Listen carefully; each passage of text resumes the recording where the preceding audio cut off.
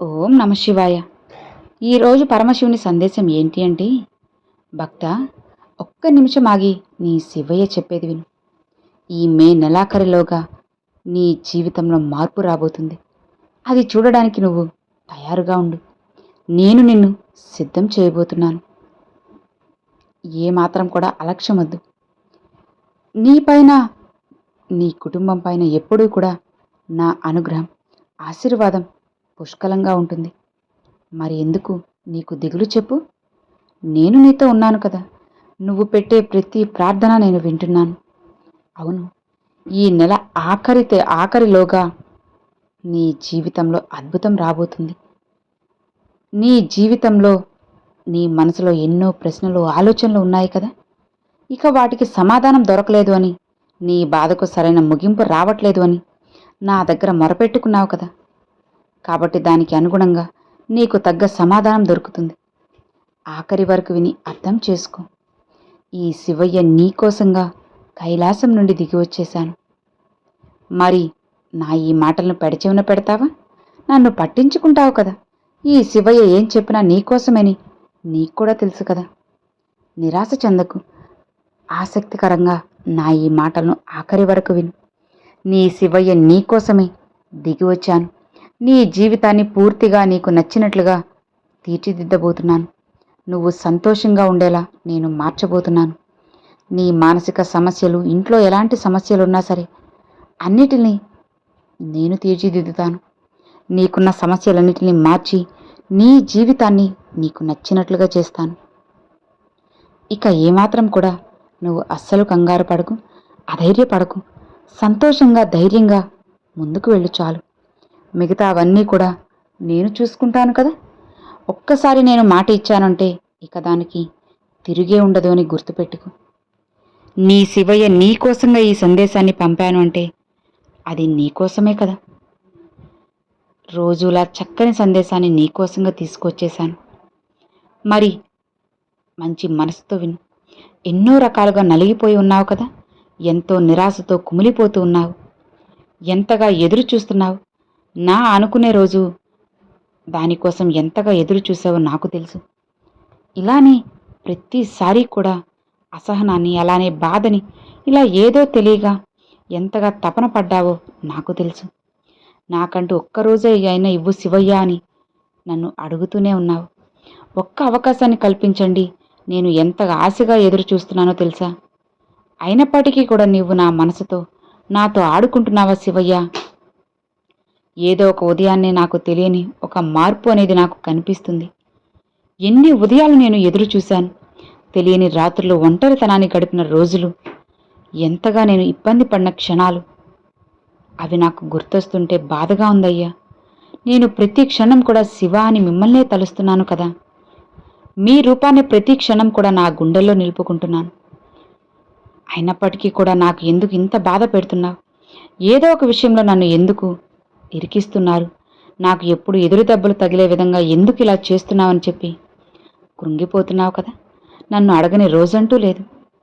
నన్ను ఎందుకు ఇలా దుఃఖించాలి, ఎందుకు ఇలా చేస్తున్నావు, నా మనసును ఎందుకు ఇలా కృంగిపోయేలా చేస్తున్నావు అని అడుగుతున్నావు కదా. నీ మనసుకి ప్రశాంతత లేనప్పుడు నీకు ఎన్నుండి ఏం లాభం చెప్పు. అందుకే ఈరోజు నీకు ఏ దుష్టశక్తులు నిన్ను అడ్డుకుంటున్నాయో, నీలో ఉన్న చిన్న లోపం అనేది ఏంటి అనేది నీకు తగ్గ పరిష్కారాన్ని ఇవ్వబోతున్నాను.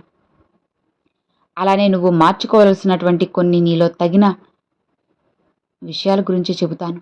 వాటిని నువ్వు పూర్తిగా మార్చుకోవడానికి ప్రయత్నించు. ఇక ప్రశాంతత అనేది తప్పకుండా నీకు వస్తుంది. ఆనందం వస్తుంది. నువ్వు కేవలం లోకానికి చూపించుకోవడం కోసం మాత్రమే నీ మనసుని, అలానే నీ ఆలోచన విధానాన్ని, నీ గొప్పతనాన్ని ఎప్పుడూ కూడా చాటుకోలేదు. నిజమైన ఒక మనిషిగా ఉండాలి. ప్రస్తుతం నా దగ్గర డబ్బు లేకపోయినా, నా ద్వారా లబ్ధి పొందిన వారు ఉన్నప్పటికీ, వారికంటే కూడా నాకంటూ సొంతగా ఏ ఇబ్బందులు వచ్చినా కూడా, లేదా బాధపడుతున్నా సరే ప్రయత్నం చేసే అవకాశాన్ని ఇవ్వమని అడిగావు. ఇతరులు నీ మాటల్ని వాళ్ళకు అనుకూలంగా మార్చుకొని, నీ నిజాయితీని ఎన్నోసార్లు వాడుకొని చెప్పి ప్రయత్నించారు. కానీ నువ్వు ఎవరిని అడ్డుకోలేదు. అది నీ గొప్పతనం.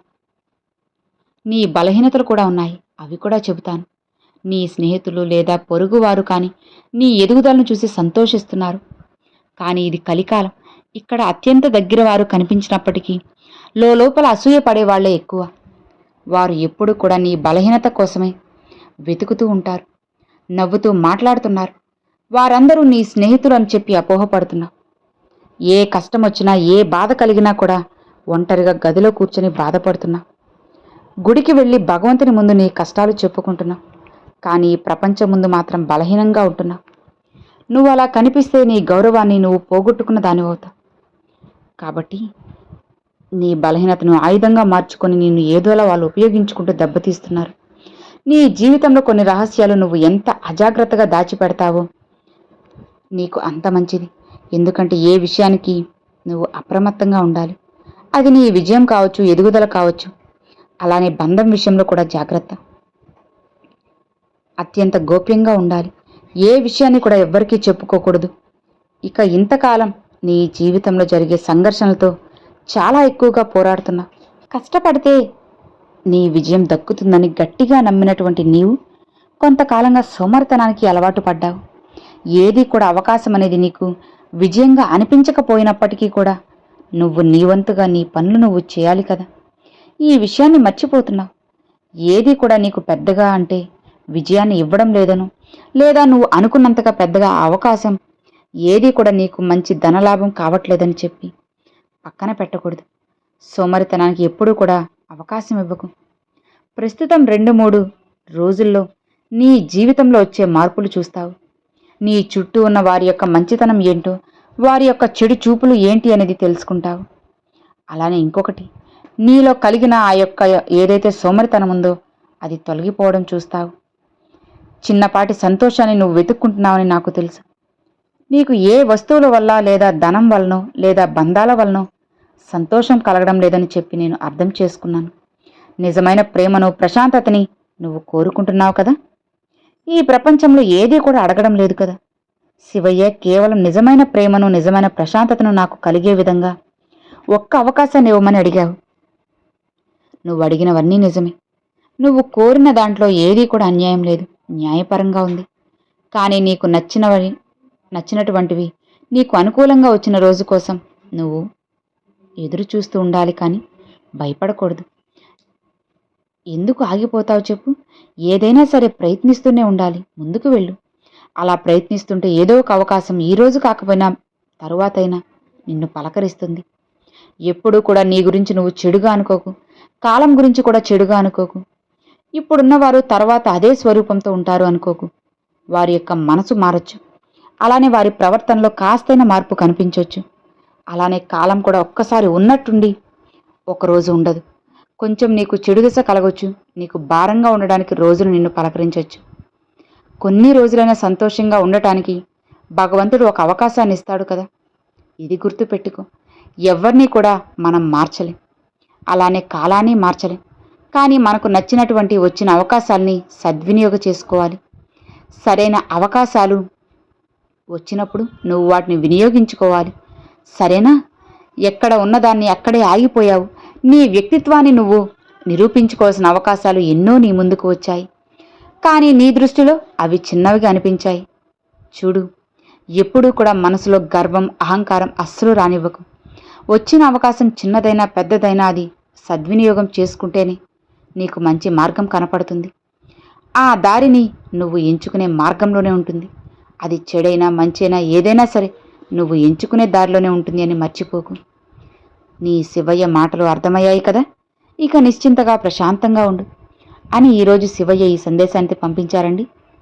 సో విన్నారు కదండి, ఈరోజు శివయ్య పంపించిన ఈ సందేశం మీ అందరికి నచ్చింది అని అనుకుంటున్నాను. నచ్చితే ఒక చిన్న లైక్ చేయండి. మరికొంతమంది మీ ఫ్రెండ్స్ అండ్ ఫ్యామిలీస్కి షేర్ చేయండి. ఫస్ట్గా మన ఛానల్ చూసారు, సబ్స్క్రైబ్ చేసి సపోర్ట్ చేయండి ఫ్రెండ్స్. Thanks for watching. ఓం నమ శివాయ. శివాయ నమః.